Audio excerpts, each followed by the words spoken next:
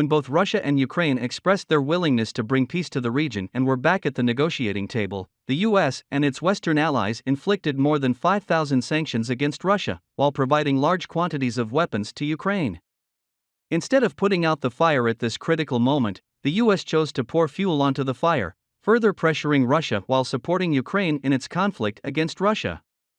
Well, years later, when people look back at history to try to figure out the rights and wrongs in the Russia-Ukraine crisis, maybe they will see through the nature of Western narratives.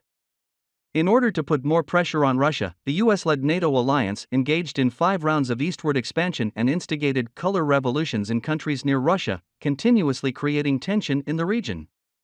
One American strategist warned that the continuous eastward expansion of NATO would be the most deadly mistake the US has made, and it would lead to a series of consequences. Former U.S. Secretary of State Henry Kissinger said that Ukraine should function as a bridge between the East and the West, rather than becoming either side's outpost against the other.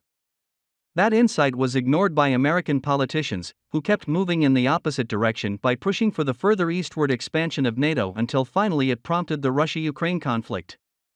Driven by its Cold War mentality and geopolitical thinking, Washington has led its Western allies to make further inroads into the Russia-Ukraine crisis.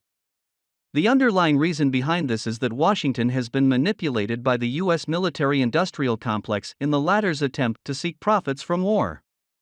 The U.S. military-industrial complex is a huge industrial chain consisting of the military, arms dealers, congresspeople, defense research and development institutes, think tanks, and the media.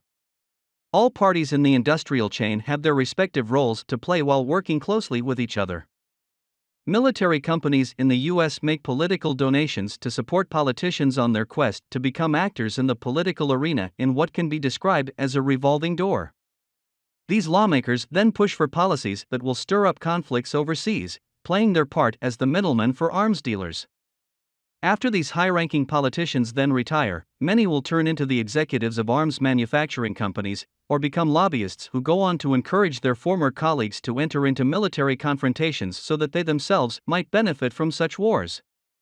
As a result of all these actions, U.S. defense spending has continued increasing, with arms contractors in the country therefore receiving a continuous number of orders. In the meantime, political contributions flow non-stop from arms giants to hawkish warlike politicians, who themselves constantly push for further increases in defense spending. Constantly expanding sales channels have driven the U.S. military-industrial complex to look for more opportunities to make a fortune from all over the world. The U.S. military-industrial complex has to therefore grow, develop, and build connections in every corner of the world. This vicious cycle is like an unstoppable machine. If there is a fault found at any one of its links, the machine will stop working as a result of a capital breakdown. Wars and armed confrontation are hence the only source of forward momentum to keep the vicious cycle going. Manipulated by the military-industrial complex, the U.S. has let other countries, including its allies, purchase inventories of arms by directly manufacturing troubles or fighting proxy wars for selfish gains at the cost of world peace and stability. While the U.S. military and political dignitaries speak out loudly, they are actually speaking on behalf of the military-industrial complex. There were only 16 years when the U.S. was not at war during its over 200 years of history.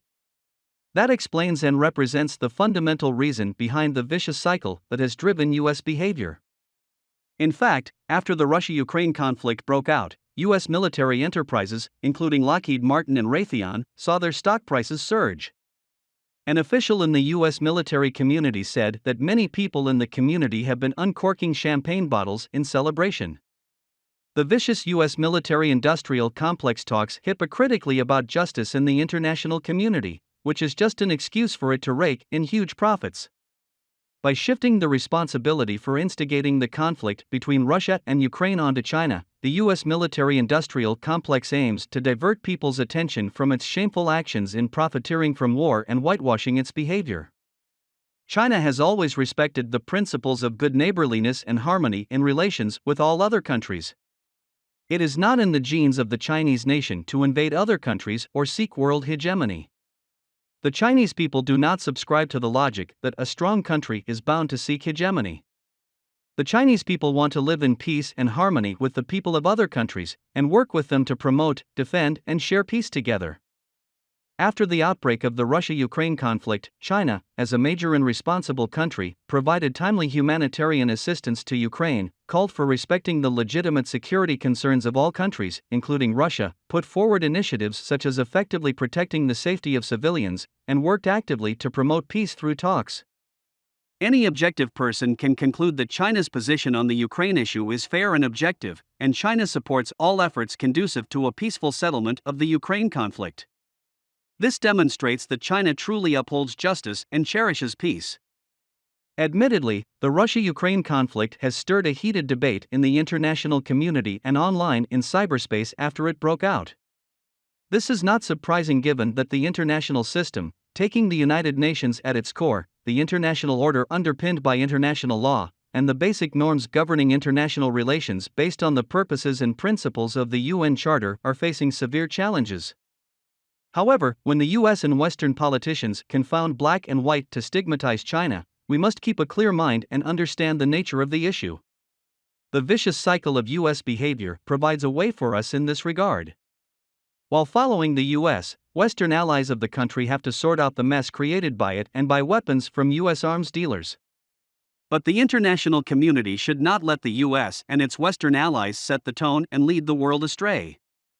Proceeding from the merits of the matter itself, upholding international law and universally recognized norms governing international relations, acting in accordance with the purposes and principles of the UN Charter, and advocating the vision of common, comprehensive, cooperative, and sustainable security are the only correct ways of judging the Russia-Ukraine conflict.